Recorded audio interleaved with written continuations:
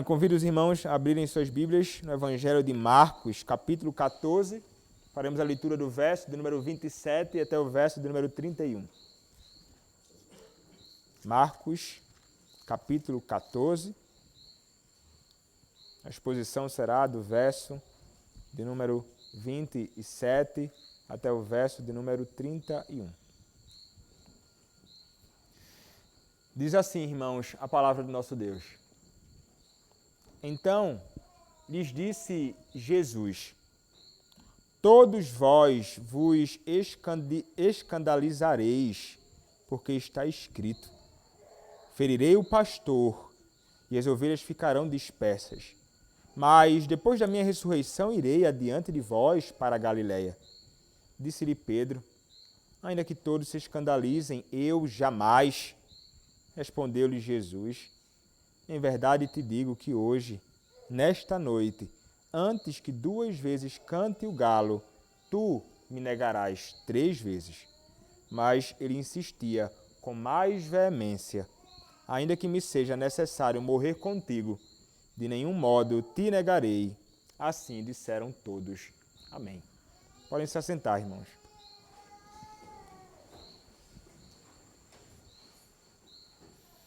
Vamos orar ao nosso Senhor. Senhor, nosso Deus,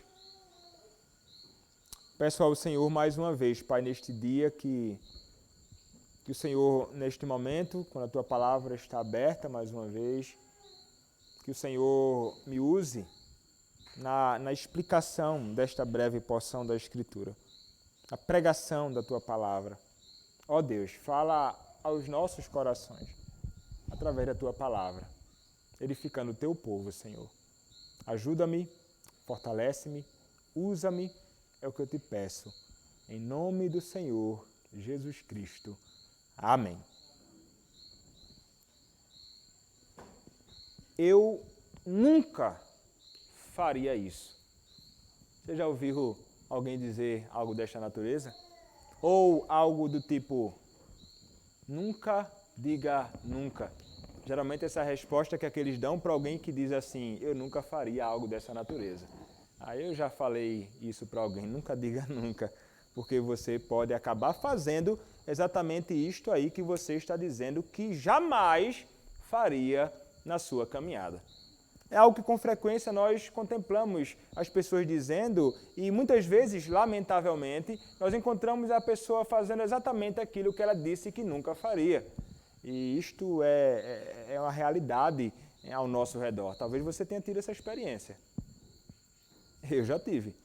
E é assim na nossa caminhada, lamentavelmente, muitas vezes. Já me disseram: nunca diga nunca. Quando nós olhamos, meus irmãos, para a Escritura e para o texto que nós acabamos de ler, nós encontraremos algo parecido acontecendo aqui, no relato que nós acabamos de considerar. E é interessante que isto acontece exatamente naquele mesmo contexto que nós tivemos a oportunidade de tratar nas últimas pregações.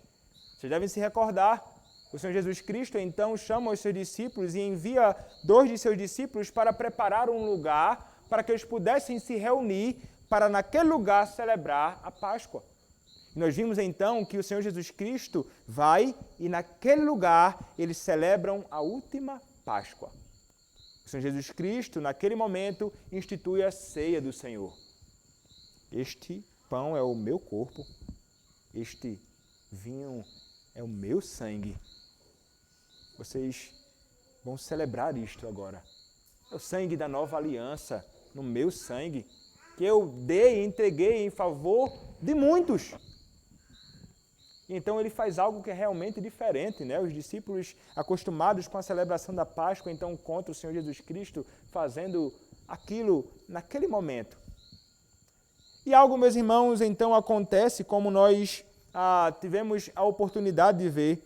Eles celebram a ceia junto ao Senhor Jesus Cristo e agora eles estão junto a Cristo naquela mesma noite e o Senhor Jesus Cristo vai dizer algo que ele já havia dito com outras palavras, mas aqui agora ele reforça mais uma vez diante dos seus discípulos.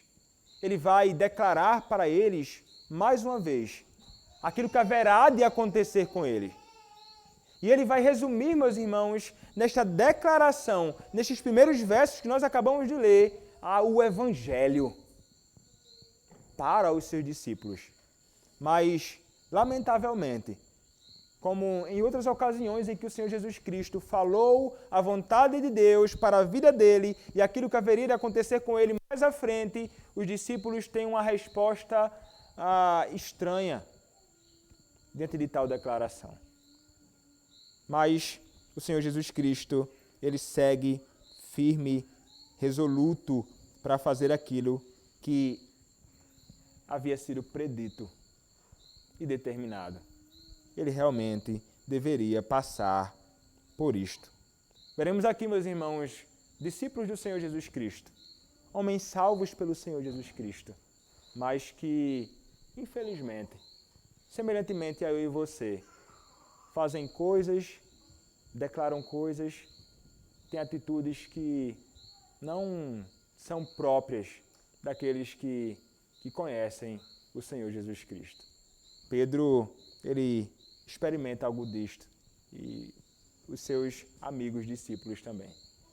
Nós sabemos que nesta ocasião aqui Judas, ele já não estava junto a eles neste momento, Judas já havia saído. E aqui agora nós encontramos o Senhor Jesus Cristo, no versículo de número 27, se dirigindo aos seus discípulos, e ele então vai dizer o seguinte: então lhes disse Jesus, todos vós vos escandalizareis.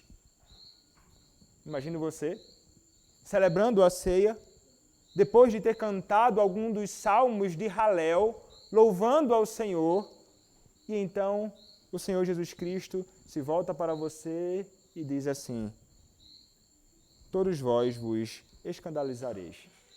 Aquilo certamente deve ter chamado a atenção dos discípulos, deve ter tomado a atenção deles e os olhos voltados para o Senhor Jesus Cristo naquela ocasião, quando escutam tais palavras. E o Senhor Jesus Cristo, meus irmãos, ele diz isso porque era algo que estava escrito, como ele vai dizer. É algo que estava dito acerca deles. E o que é que ele quer dizer então com vós vos escandalizareis? É que quando estes homens contemplassem aquilo que estava para acontecer com ele, eles ficariam grandemente assombrados, eles ficariam escandalizados, eles fariam coisas que não deveriam fazer, no sentido de abandonar o seu Senhor e ficarem tão espantados com aquilo como se eles nunca tivessem escutado que aquilo haveria de acontecer.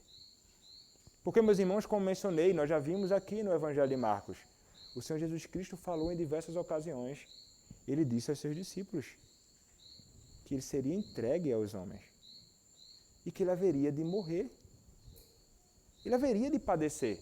Nós vimos quando em uma das ocasiões o Senhor Jesus Cristo diz algo dessa natureza e Pedro vai repreender o Senhor Jesus Cristo. O Senhor Jesus Cristo olha para ele e diz: arreda-te, Satanás, porque cogitas das coisas dos homens e não de Deus. Então percebam que os discípulos do Senhor Jesus Cristo parecem sempre ficar amedrontados com esse tipo de informação, como se fosse uma novidade. Mesmo tendo o Senhor Jesus Cristo em outras ocasiões até dito, é necessário que isto aconteça.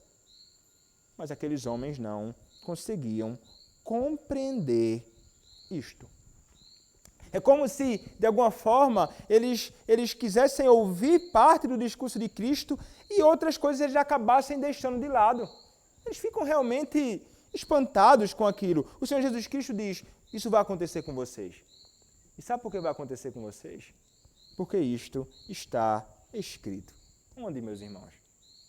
O Senhor Jesus Cristo aqui, ao dizer: ferirei o pastor e as ovelhas ficarão dispersas, ele está fazendo referência a um texto do Antigo Testamento, em Zacarias, capítulo 13, verso 7 em diante. Olhem comigo o texto de Zacarias, capítulo 13, do verso 7 em diante. Zacarias, capítulo 13, do verso 7º em diante, assim diz a palavra do Senhor. Desperta, ó espada, contra o meu pastor e contra o homem que é meu companheiro, diz o Senhor dos Exércitos. Fere o pastor e as ovelhas ficarão dispersas, mas volverei a mão para os pequeninos. Em toda a terra, diz o Senhor, 2/3 dela serão eliminados e perecerão, mas a terceira parte restará nela. Farei passar a terceira parte pelo fogo e a purificarei como se purifica a prata e a provarei como se prova o ouro. Ela invocará o meu nome e eu a ouvirei e direi, é meu povo, e ela dirá, o Senhor é meu Deus. Mas o Senhor Jesus Cristo cita de modo mais direto o versículo de número 7 deste texto de Zacarias. Um texto que declara explicitamente algo que acontecerá com o pastor. Pastor este que é companheiro do Senhor, Yahvé, o Deus pactual. Mas o Senhor então vai dizer, ferirei. É Ele quem vai ferir o pastor. Nós olhamos para essa porção da Escritura e então o próprio Senhor Jesus Cristo vai aplicar esse texto a ele. E ele vai dizer, o que é que ele está dizendo? Que ele é o pastor. E ele é o pastor que será ferido. Ele então será ferido com uma espada. A ideia é que ele será morto.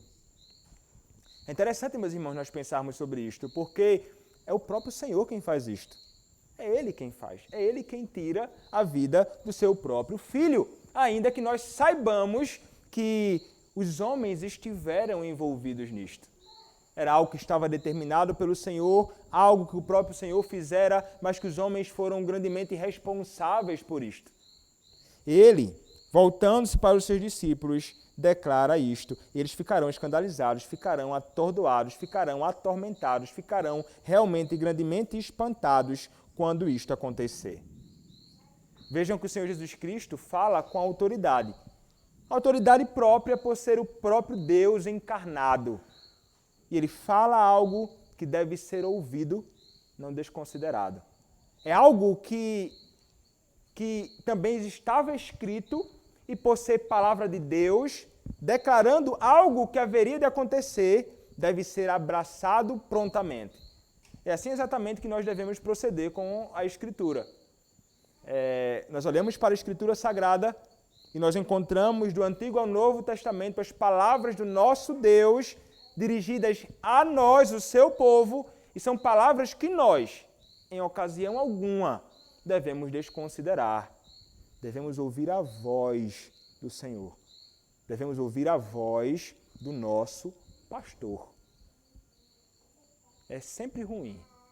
E sempre seremos conduzidos a experimentar coisas que são desagradáveis. E sempre acabaremos falhando muito se nós deixarmos de ouvir o nosso Senhor. É por essa razão que nós muitas vezes tropeçamos e fazemos coisas erradas, irmãos.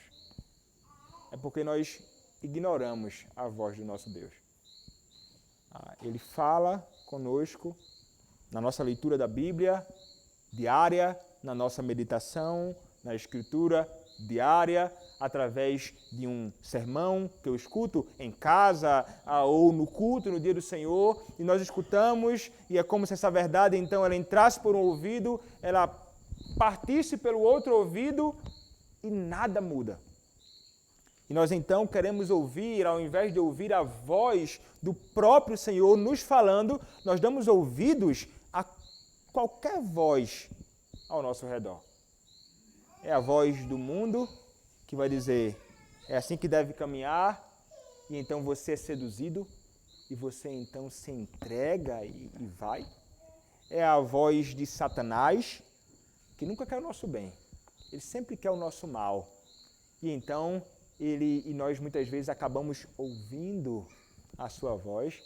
É a voz da nossa própria carne, do nosso próprio coração corrupto, que diariamente quer declarar para nós uma falsidade. Então, muitas vezes, nós ouvimos estas vozes e é como se considerássemos tais vozes como se fossem superiores, mais importantes, de repente mais sábias que a voz do Senhor e que são uma lei para nós. Nós devemos ouvir então e praticar o que diz tais vozes ao nosso redor.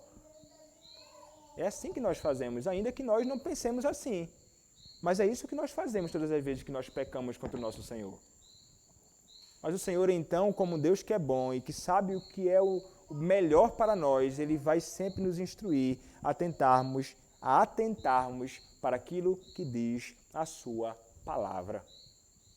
Faremos bem, irmãos, se nós ouvirmos a palavra do Senhor. Se nós ouvirmos a Cristo falando na sua palavra. Ele está dizendo aos seus discípulos e eles deveriam abraçar aquilo ali prontamente. Não tentar rebater. Ele vai falar acerca da sua morte, mas ele não fala somente acerca da sua morte. É interessante nós vermos o Senhor Jesus Cristo falar sobre algo que é triste, que seria então o pastor que seria ferido e as ovelhas dispersas. Isso acontece, né? O pastor é o líder e então quando ele é retirado, há confusão realmente. Então, a ideia é, olha, eles vão ficar dispersos, eles vão se espalhar, é isto que está sendo predito, é exatamente isto que vai acontecer, e ele será morto. Notícia triste, entre aspas, porque para nós é uma notícia realmente muito feliz. Mas, ao mesmo tempo, o Senhor Jesus Cristo vai acrescentar palavras que deveriam consolar os discípulos. Ele vai dizer, verso 8, mas depois da minha ressurreição, irei adiante de vós para a Galileia. Muito interessante isto. Nós já vimos anteriormente. O Senhor Jesus Cristo, em várias ocasiões, não falou somente, eu vou morrer. Mas ele disse, mas em 3 dias eu ressuscitarei. E nas ocasiões que ele falava isto, os discípulos só ouviam, ele vai morrer. Mas como é que pode? Mas eu ressuscitarei ao 3º dia. Eles esqueciam disto. É como se eles não ouvissem tudo. É como se eles ouvissem somente parte ou dessem atenção somente àquilo. O Senhor Jesus Cristo, então, para o consolo destes homens, declara exatamente aquilo que haverá de acontecer. Isto para consolar os seus discípulos. Ficarão dispersos, sim. Eu serei ferido, sim. Mas eu vou ressuscitar. Meus irmãos, é algo que é consolador. Para nós deveria ser. A doutrina da ressurreição dos mortos é algo que é extraordinário. Saber que o Senhor Jesus Cristo ressuscitou e que nós que um dia morreremos, ressuscitaremos semelhantemente a Ele é algo que é fantástico. E estes homens deveriam então contemplar aquelas palavras do Senhor Jesus Cristo e então, ainda que ficassem tristes em certa medida por saber que o seu pastor será ferido, eles deveriam se alegrar grandemente, com grande esperança e expectativa de que este mesmo Senhor haveria de ressuscitar. E a resposta às palavras de Cristo aqui deveriam ser totalmente diferentes da resposta que eles deram, sobretudo um homem chamado Pedro. Ele responde às palavras de Cristo de um modo estranho.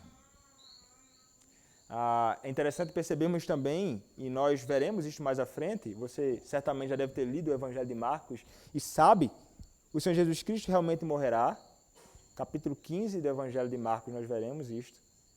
E nós veremos no capítulo 16 exatamente o que Cristo disse, que ele iria adiante deles para a Galileia. Nós veremos lá ele ressuscitando e dizendo, meus discípulos devem saber que eu iria adiante deles para a Galileia. E isso aconteceu exatamente. Impressionante, não é? Obviamente, meus irmãos, se trata de Cristo, Deus tal qual o Pai, Ele sabe exatamente tudo o que haverá de acontecer.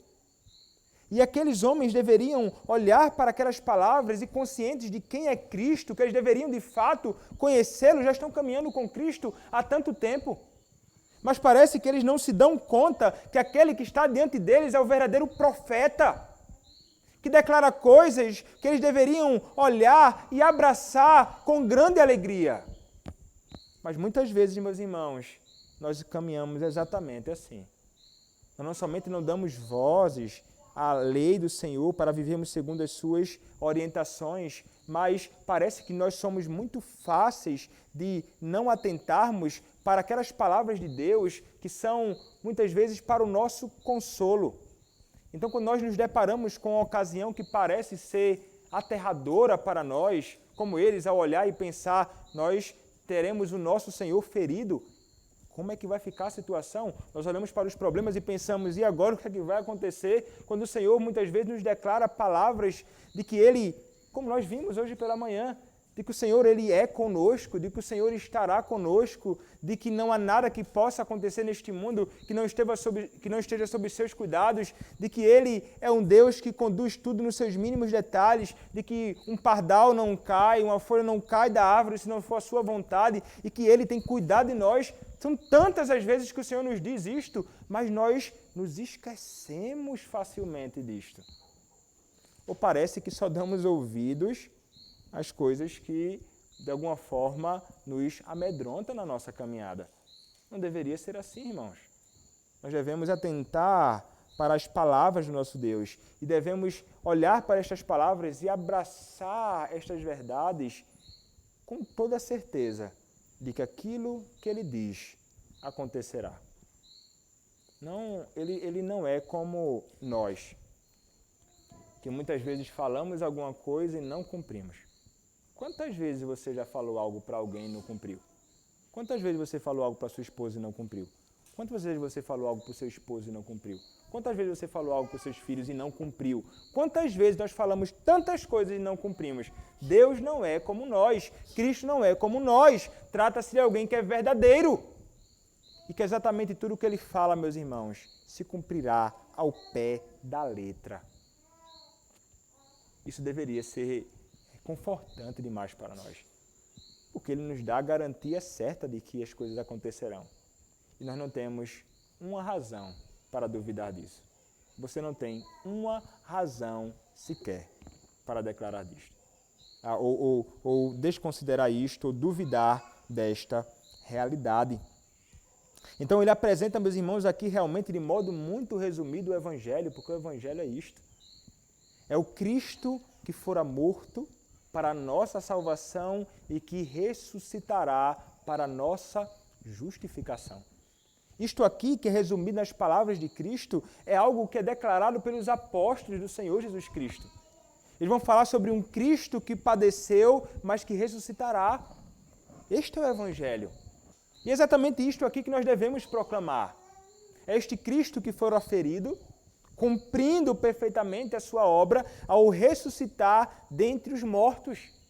E é exatamente isto que o mundo precisa ouvir. E Cristo, o tempo inteiro, estava ensinando aos seus discípulos o que é o Evangelho.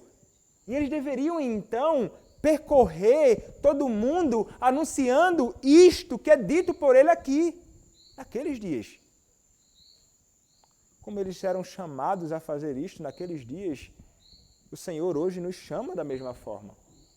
Você não é apóstolo, tudo bem, mas você é um discípulo de Cristo. Você é um servo do Senhor Jesus Cristo. Você é alguém que conhece este Evangelho por experiência. Você foi alvo disto que é descrito aqui. Se você foi alvo disto e você tem isso no seu coração, o que é que te impede de falar sobre isto? O que é que realmente nos impede de falarmos acerca do Cristo que morreu, mas ressuscitou? É exatamente isto que aquele teu colega que não conhece a Cristo precisa ouvir. É exatamente isto que aquele funcionário que não conhece a Cristo precisa ouvir. É exatamente isto que aqueles com quem você tem algum tipo de contato nesta vida precisam ouvir. É acerca do Evangelho, não é acerca de qualquer outra coisa. Esforcem-se, meus irmãos, para testemunhar acerca de Cristo. Pensem em formas de como abordar alguém para falar acerca de Cristo. É importante. Uma das coisas que eu gosto de fazer para tentar falar com alguém sobre algo não é chegando necessariamente de cara e falando você é pecador e você... Tentar conversar sobre algo que de alguma forma pode ser comum entre eu e a pessoa. Você vai conversando inicialmente. E ali no meio da conversa você vai conseguir de alguma forma introduzir, em alguma ocasião, o Evangelho. É alguma forma que permite que a pessoa acabe se abrindo para ouvir você e você conversa sobre as coisas comuns dele e ele percebe que crente não é bitolado, que só fala sobre não sei o quê, fala sobre outras coisas também. E ele então vai, puxa, realmente que coisa interessante, crente fala sobre outras coisas. E então você vai acabar conseguindo de alguma forma ganhar a atenção daquela pessoa para você poder falar de Cristo para ela. Obviamente tem várias outras coisas que você pode fazer, outras formas de abordar, as circunstâncias distintas, a tudo isto, mas aproveitem sempre as oportunidades que vocês tiverem para falar acerca de Cristo. É isto que Dom Eliseu precisa, é isto que Rondon precisa, é isto que o homem perdido neste mundo precisa. Mas então, meus irmãos, depois do Senhor Jesus Cristo declarar tais coisas, olhem a resposta de Pedro. O verso número 29 vai nos dizer o seguinte: disse-lhe Pedro, ainda que todos se escandalizem, eu jamais. Respondeu-lhe Jesus, em verdade te digo que nesta noite, antes que 2 vezes cante o galo, tu me negarás 3 vezes. Verso 31, mas ele insistia com mais veemência, ainda que me seja necessário morrer contigo, de nenhum modo te negarei. Assim disseram todos. Olhem só. Meus irmãos, a ousadia de Pedro é interessante. Pedro é ousado. Ele é alguém que, ele pensa assim, e parece ser sincero no que ele está dizendo aqui. Não, eu jamais me escandalizarei. De forma nenhuma. Ainda que seja necessário eu morrer contigo, Senhor, eu irei. Ele diz. E veja só, meus irmãos, a ousadia e a disposição de morrer por Cristo é algo que realmente deve estar no meu e no seu coração. Nós devemos estar dispostos a entregar a nossa vida, se necessário for, por Cristo. Este é o nosso chamado. O discípulo é chamado a isto, a seguir realmente os passos do nosso Senhor. E nós devemos entender isto, e devemos entender que fomos chamados para isso. Se você é discípulo, você é chamado para caminhar exatamente assim. Pedro declara isto e você poderia olhar e pensar, puxa vida, que coisa extraordinária. Que homem disposto a servir a Cristo desta forma. E essa disposição é louvável. Mas, meus irmãos, nós percebemos em Pedro algo ruim aqui também. O que nós percebemos em Pedro não é somente uma precipitação ao falar, mas nós percebemos em Pedro alguém que parece não estar disposto a se sujeitar às palavras de Cristo. Cristo disse a ele, vocês vão se escandalizar. E não é só porque eu estou dizendo isso não. Está escrito em Zacarias, capítulo 13, verso 7, Pedro. Mas eu vou ressuscitar e vou adiante de vocês para Galileia. Pedro ouviu aquilo, mas parece que entrou por um ouvido e saiu pelo outro, será? Eu não sei o que aconteceu, meus irmãos, mas o que acontece é que Pedro, ele não dá ouvido às palavras de Cristo. Ele olha para aquilo e ele rebate. Ele olha para aquilo e ele vai responder às palavras de Cristo e ele vai responder ainda mais de uma forma que é pecaminosa. Por quê? Porque, meus irmãos, ele vai se considerar alguém até mais importante que os outros. Está aqui alguém que está com uma postura de altivez e orgulho. Porque ele diz assim, ainda que todos se escandalizem, eu jamais. É como se ele pensasse o seguinte, os outros discípulos, eles podem sim. Eles não são tão seguros e firmes como eu sou firme na palavra, no convicto do Evangelho, da fé. Eles podem se escandalizar. Talvez aconteça isso, mas eu, de forma nenhuma. Soberba, orgulho, realmente, vaidade de Pedro neste contexto. E veja, meus irmãos, trata-se de um homem crente, discípulo, apóstolo do nosso Senhor e Salvador, Jesus Cristo. Ele faz exatamente aquilo, meus irmãos, que o salmista, no Salmo 19, vai pedir. Para que não aconteça com ele, ele vai dizer, da soberba guarda teu servo, ó Deus, jamais me venha dominar. Ele não dá ouvidos às palavras de Cristo, como o povo em Meribá, em Massá, no deserto, como no Salmo 95 que cantamos, não davam ouvido à voz do Senhor. E ele então, meus irmãos, acaba revelando um coração que realmente ainda precisa muito ser ajustado. Parece que ele pensa acerca dele além da conta. Quando a Escritura vai nos dizer e vai nos chamar a pensarmos e olharmos os outros como superiores a nós mesmos. A não pensarmos que nós somos melhores do que o outro. A não pensarmos que somos mais santos do que o outro. Que somos melhores, mais importantes, mais amados, talvez mais justificados, que seria um problema grave. Não há ninguém mais justificado do que o outro. Mas nós somos muitas vezes assim, irmãos. Nós olhamos para alguém ao nosso lado e pensamos, rapaz, essa pessoa precisa muito de sabedoria. Precisa realmente aprender muita coisa ainda nesta vida. Eu conheço as coisas. Eu sei o que são as coisas. Eu sou alguém sábio. Essa pessoa precisa realmente crescer demais. Tem muita coisa para caminhar, muita coisa para engordar e fortalecer as pernas de fato para caminhar como um crente maduro. E pensamos assim, e falamos assim porque pensamos, porque eu sou esse homem sábio. Eu já cheguei então a uma sabedoria que eu posso distribuir se alguém quiser e não vai me faltar não. Ou alguém que realmente é tão firme e pensa assim, oxe, eu sou firme realmente. Rapaz, isso aconteceu com ele, sabe por que é? É porque ele é realmente uma pessoa fraca. Não é tão diligente assim no serviço a Deus ou nas coisas de Deus. Por isso que fez isto. Eu jamais faria isso. Eu nunca faria isso. Por quê? Porque eu sou diferenciado. Eu estou numa classe, num patamar distinto do meu irmão. Eu olho para o lado assim e penso que realmente eu estou aqui e meu irmão está aqui. Irmãos, isso é perigoso demais. É muito perigoso.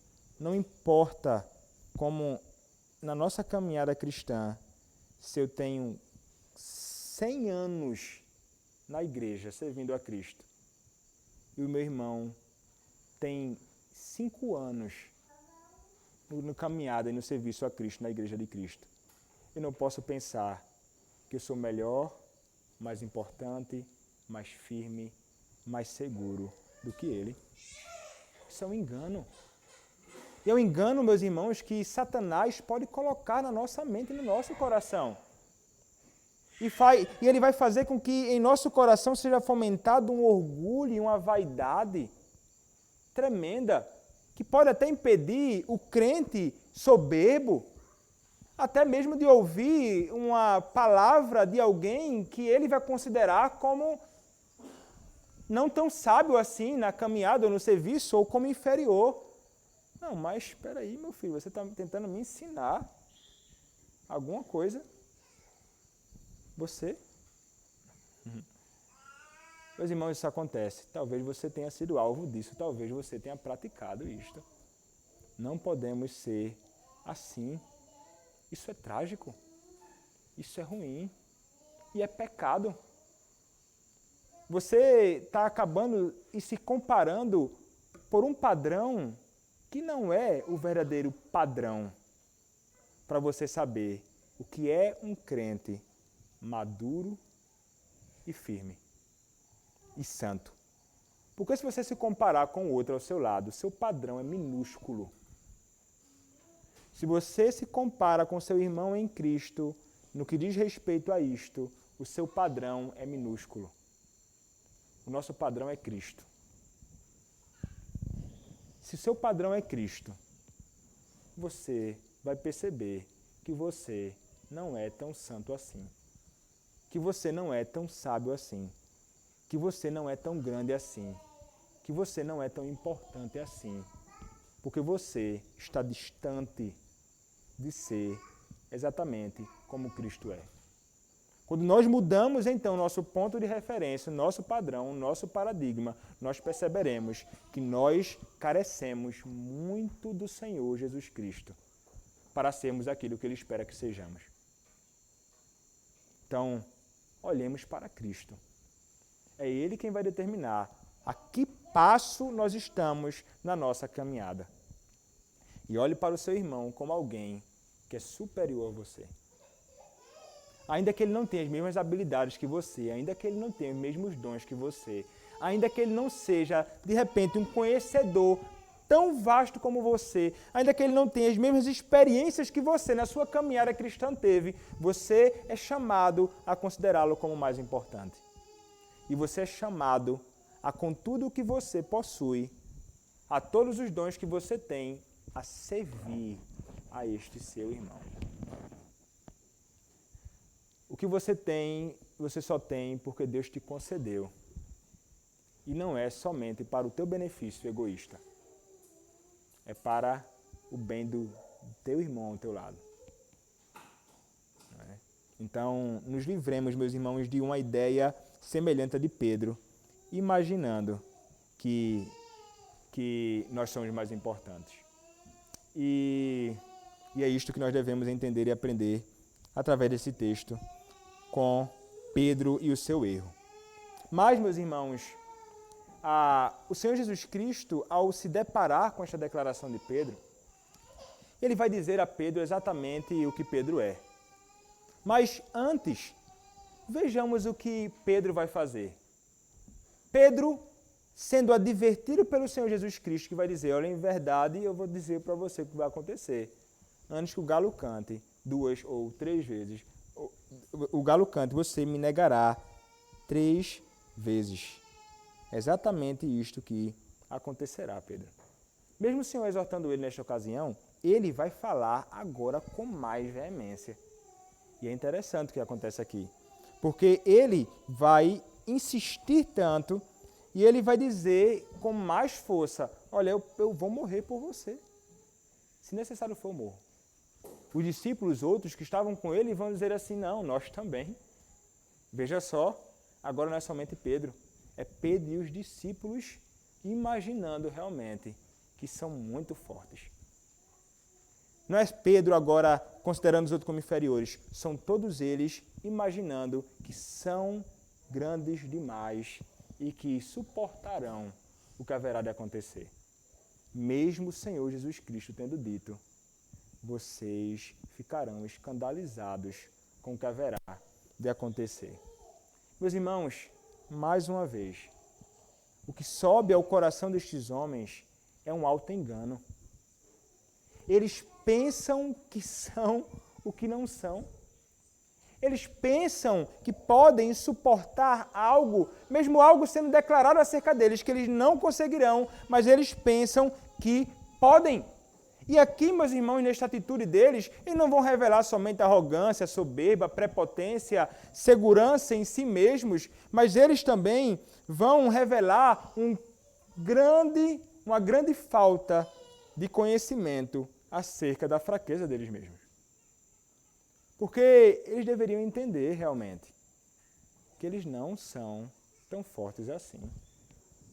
Se eles fizessem um autoexame na vida deles, eles prontamente poderiam identificar, espera aí, a minha fé não é tão firme assim. Mas eles se colocam nesta condição. E nós sabemos, irmãos, mais à frente, no capítulo ainda de número 14, nós veremos Pedro e os discípulos se escandalizando e abandonando o seu Senhor, pecando contra Deus, traindo a Deus.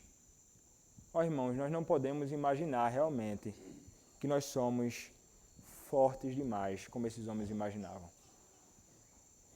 Nós podemos ter força física para fazer tantas coisas, nós podemos ser pessoas valentes, mas nós não podemos imaginar ou pensar isso nunca acontecerá comigo. Como disse Paulo em 1 Coríntios, que nós lemos, capítulo 10, verso 12. Aquele que está em pé, cuidado, para que não caia. Você que está em pé caminhando e olha para alguém ao seu lado e pensa, eu jamais faria o que esta pessoa está fazendo. Você pode estar certo de que você pode fazer aquilo e coisa pior que aquilo. O nosso coração, irmãos, ainda está sendo purificado. Nós não podemos pensar que nós estamos já glorificados, ainda que a palavra do nosso Senhor, em Paulo, em Romanos, vai dizer que nós fomos glorificados. Sim, é como se fosse um já e ainda não. Estamos, mas ainda não plenamente. Há muita corrupção no nosso coração. E de uma hora para outra, irmãos, nós podemos estar servindo a Deus e declarando verdades tão profundas de que nós estamos dispostos a morrer por Ele e em poucos minutos depois estamos fazendo coisas totalmente desagradáveis a Ele. Quantas vezes é assim? Nós saímos do culto, ouvimos uma palavra, oramos e pensamos, eu estou decidido a servir por Cristo. Pode vir tirar minha vida, que eu vou morrer por Ele. E basta uma pequena tentação, basta algo sair do controle, basta algo ficar desconfortável, basta algo sair das minhas mãos que eu peco, eu me volto contra o Senhor, eu me rebelo contra Ele. Basta alguém ameaçar a minha vida de algum aspecto para eu me furtar ou deixar de lado as verdades que declarei. Porque eu estou preocupado comigo, não com a glória do Senhor, com o seu evangelho, com a sua palavra. Nós rapidamente deixamos o nosso discurso de lado. Fácil demais. Nós somos muito bons, irmãos, em falar. Todos nós, quando eu digo todos nós, eu e vocês. Mas há uma distância muito grande, lamentavelmente, entre o discurso e uma prática condizente com o nosso discurso. Nós rapidamente saímos dos trilhos que nós há pouco tempo declaramos que seguiríamos. Muitas vezes até na nossa devoção em casa, a gente pega, lê a Bíblia, lê um texto, medita, ora para o Senhor, Senhor, eu nunca mais farei isso. Nunca mais. Poucos minutos depois, caímos no mesmo pecado. Quantas vezes tem acontecido com você? Meus irmãos, isso acontece frequentemente com nós, crentes.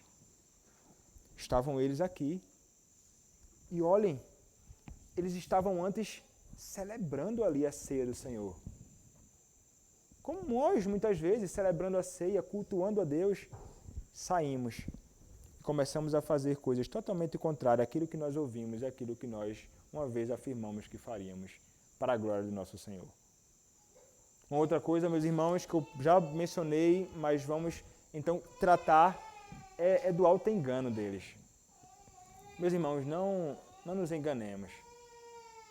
Nós sabemos que nós não somos fortes assim. Nós sabemos disso por experiência própria na nossa caminhada. Com temores, ansiedade, medos vários, com os pecados que nós lidamos e enfrentamos diariamente na nossa vida, isso deveria ser suficiente para fazer você entender que você não é forte o suficiente. Eu não posso olhar, por exemplo, para o pecado e pensar assim, não, mas eu sou forte. Peraí, eu consigo suportar isso. Não vai, irmão. Não brinquemos com o pecado. Eu sempre gosto da ilustração, eu não sei quem foi que falou, em algum livro eu li, mas um pastor amigo mencionou certa vez, sobre a questão do jovem, né? Rapazes, mas vocês podem aplicar isso em alguma outra questão na sua vida também. Rapaz ou moço, o camarada pensa assim, pastor, deixa eu falar com o senhor, eu quero namorar uma moça, mas eu queria saber o seguinte, eu tenho que namorar a corte ou eu posso beijar minha namorada? Posso beijar aquela que estou me relacionando? Até onde, pastor, eu posso ir no relacionamento? Assim, onde é o limite do meu dever? Aí você fica assim pensando, mas por que ele quer saber o limite? Porque geralmente nós queremos saber o limite, mas é para ir até o limite. Aqui está o precipício. Qual é o limite do precipício? É ali. Eu quero ir até o limite. Perigoso demais. Para eu cair do outro lado, não precisa muito esforço, não. Nós devemos entender qual a vontade do nosso Senhor, o que Ele determinou para a nossa vida como limite, e o que é que eu devo pensar? Puxa, ali é o limite, eu tenho que ficar longe disso. Porque para eu cair do outro lado é fácil. Meus irmãos, nós somos muito fracos, nós somos muito lentos para fazer a vontade do Senhor, mas somos rápidos demais para fazer aquilo que é desagradável a Ele. Não precisa esforço muito, não. Não precisa que ninguém necessariamente fique te forçando, não. Você de livre e espontânea vontade muitas vezes faz aquilo que é realmente desagradável ao nosso Senhor.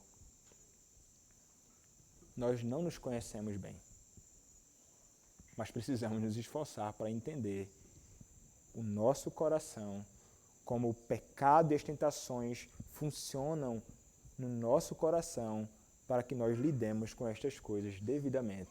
Nós devemos vasculhar o nosso coração, nós devemos meditar, nós devemos investigar, nós devemos tentar ver para que possamos de alguma forma caminhar de um modo que seja agradável ao nosso Deus.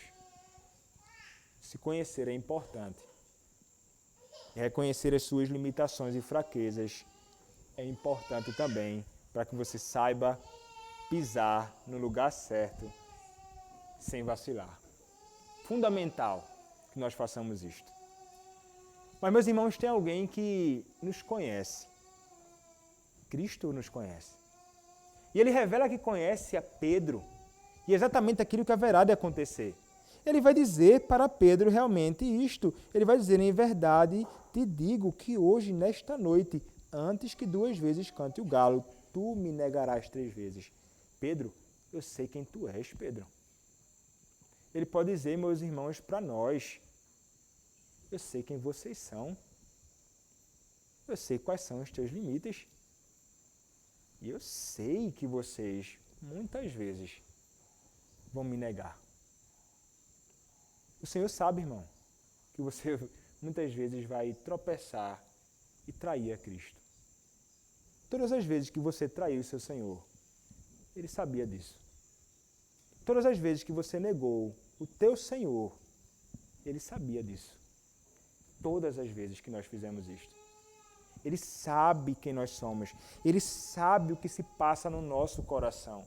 Ele sabe o que está no nosso íntimo. Ele sabe exatamente aquilo que os homens ao nosso redor não conhecem, mas Ele tem plena ciência disto.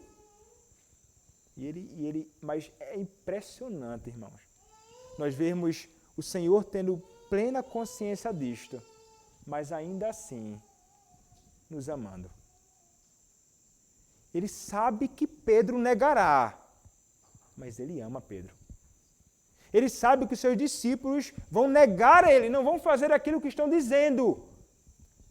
Mas Ele ama os seus discípulos, assim como Ele nos ama. Eu não sei se você faria o que Cristo fez se você soubesse do que haveria de acontecer. Não sei se você nutriria as mesmas afeições por alguém, sabendo que essa pessoa daqui a pouco vai te trair. Geralmente somos inclinados a pensar assim, de forma nenhuma. Chico, essa pessoa vai fazer isso comigo? Não vai fazer não. Eu vou dar uma rasteira nela antes. Antes dela fazer isso comigo, eu vou pegar ela. Mas o Senhor Jesus Cristo não.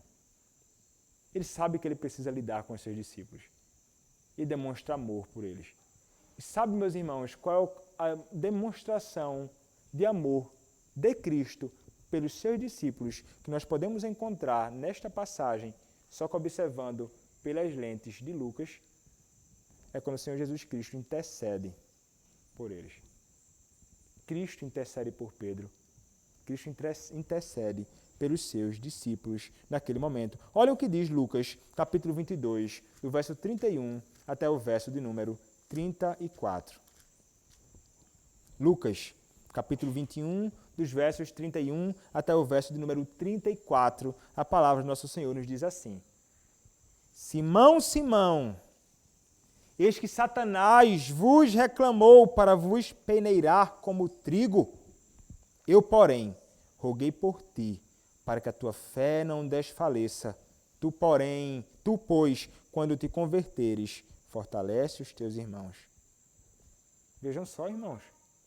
O Senhor Jesus Cristo, naquele momento, vai chamar a atenção de Simão e ele vai dizer: sabe o que Satanás está querendo fazer contigo, Simão? Não somente com ele, irmãos, com os discípulos. Satanás vos reclamou para vos peneirar como trigo. Os discípulos todos. Satanás, meus irmãos, queria ver a destruição dos discípulos de Cristo. Satanás queria ver eles caindo, pecando, fazendo coisas totalmente contrárias à vontade do seu Senhor Jesus Cristo. E é exatamente assim, meus irmãos, que Satanás age. Ele quer peneirar. Ele quer, de alguma forma, peneirar a nossa alma. Ele quer para nos destruir. É isso que ele tenta fazer o tempo inteiro. Satanás, meus irmãos, ele não nos ama. Uma vez que nós entregamos a nossa vida a Cristo, ele nos odeia com ódio eterno. E a vontade dele, meus irmãos, é realmente a nossa destruição. Se nós não fizéssemos uso dos meios que o Senhor nos ordenou para lutarmos contra Satanás, a sua palavra, tudo aquilo que é descrito ali em Efésios capítulo 6, acho que é isso, no final, a armadura, a sandália, espada, tudo aquilo para lutarmos contra Satanás, nós vacilaremos e seremos derrotados. Você pode estar certo disto. Essa é a sua responsabilidade. Na luta contra Satanás, que quer peneirar a nossa alma, a nossa vida como trigo, nós vamos pegar essas ferramentas que Deus nos deu para lutarmos. E se você não levar essas ferramentas ou essas armas para a batalha, você vai ser ferido. Você pode estar certo disto. Esta é a nossa responsabilidade. Mas, se nós nos utilizássemos disto, sem Cristo interceder por nós, irmãos, nós cairíamos. Se Cristo não interceder por você, se Cristo não rogar por você, você vai cair. Nós necessitamos, irmãos, da intercessão de Cristo. Nós necessitamos deste Cristo, como nós lemos na pergunta de número 55 do Catecismo Maior. Como faz Cristo a sua intercessão? Cristo faz a sua intercessão apresentando-se em nossa natureza continuamente perante o Pai no céu. Ele se apresenta a Deus, seu Pai. Cristo, plenamente homem, diante do seu Deus, do seu Pai.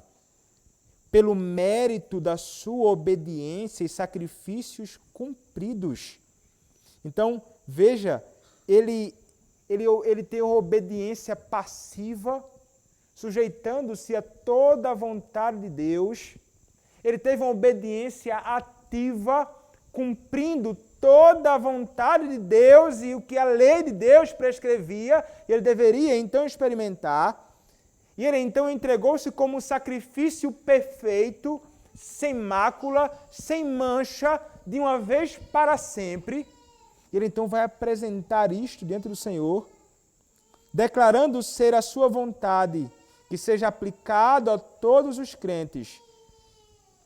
Ele vai então diante do Senhor, apresentando esta obra bendita dele e vai então apresentar todas as acusações contra nós. Todas as acusações de Satanás, todos os intentos de Satanás, toda a malícia de Satanás contra nós, adquirindo-nos paz de paciência, não obstante as faltas diárias, dando-nos acesso com confiança ao trono da graça e aceitação de suas pessoas e serviços. É um Cristo que intercede por nós. É um Cristo que roga por nós, meus irmãos, para que sejamos libertos das tentações de Satanás, daquele que assedia nós diariamente. Se Cristo não orasse por você, você cairia. Se Cristo não fizesse aquela oração sacerdotal em João, capítulo 17, os seus discípulos e nós falharíamos. Meus irmãos, como nós precisamos de Cristo. Pedro precisava de Cristo. Os outros discípulos todos precisavam de Cristo. Eu e você precisamos para que possamos caminhar neste mundo de modo digno da nossa vocação, de modo digno do Evangelho.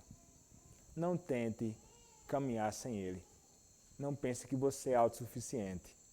Não pense que você é forte demais. Corra aos pés de Cristo. Humilhe-se diante dele. Rogue a Ele para que te ajude e confie também de que Ele tem rogado por nós. Este é o nosso Senhor. Mas saiba você que não conhece a Cristo, que você tem pecado contra o Senhor e que não há quem interceda por você. Você vai, estando longe do Senhor, fazer tudo aquilo que é desagradável a Ele. Você vai fazer a vontade de Satanás, o inimigo das nossas almas. Para que você possa ser socorrido por Cristo no dia da tentação, você precisa se apegar a Cristo. Saiba disto. Você precisa crer neste Cristo, que declarou que seria morto, mas que ressuscitaria. Volte seus olhos para Cristo. Arrependa-se do seu pecado. Creia nele. Ele é um Salvador bendito. Louvado seja Deus por Cristo, que foi entregue por nós. Louvado seja Deus, irmãos. Louve a Deus por Cristo, que foi ferido para a tua salvação, que ressuscitou para a tua justificação. Fomos salvos nele. Louvado seja o nosso Senhor por isso. Amém. Vamos orar, irmãos.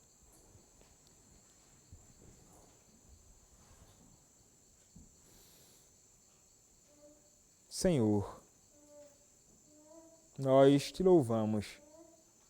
Louvamos pelo teu Filho, Senhor Jesus Cristo. Mas, Senhor, nós também te pedimos por todas as vezes que nós não fomos fiéis a ti, mas traímos o Senhor, mas abandonamos o Senhor, negamos o Senhor. Tantas vezes, Pai, como teus discípulos fizeram no passado. Mas, ó Deus, nós te louvamos porque o Senhor é misericordioso conosco.